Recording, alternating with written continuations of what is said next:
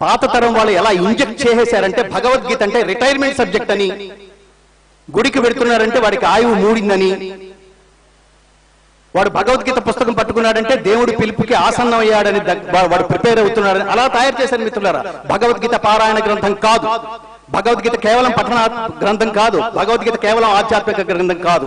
భగవద్గీత ఉత్తమ జీవన విధాన మార్గం, భగవద్గీత ఉత్తమ వ్యక్తిత్వ వికాస బోధనం, భగవద్గీత సర్వ మానవులకు ఆశాదీపం, భగవద్గీత సాధకులకు కల్పవృక్షం.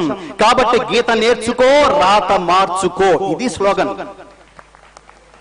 గీత నేర్చుకుంటే రాత మార్చుకున్నట్టే, నీ ఆలోచన మారిపోతుంది. నేను ఇందాక చెప్పాను, ఉత్తమ గ్రంథానికి ఉండాల్సిన ప్రాథమిక లక్షణం, ఒకసారి ఎవడో బాధపడలేక మనం చదువుతాం, ఏదో చదవరా చదవరా చదవరా అంటే ఎడ్విన్ ఆర్నాల్డ్ గొడవ పడలేక మహాత్మా గాంధీ భగవద్గీత చదవడం ప్రారంభించాడు.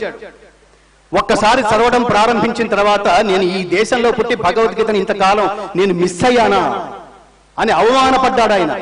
అక్కడి నుంచి ప్రారంభమైతే ఆయన మరణించేంత వరకు ఆయన చేతిలో భగవద్గీత పుస్తకం ఎప్పుడు వదిలిపెట్టలేదు. అంత శక్తివంతమైన దార్శనికత కలిగిన గ్రంథం అది. అది ఆలోచింపచేస్తుంది, ఆలోచించి మాట్లాడతాడు పరమాత్మ.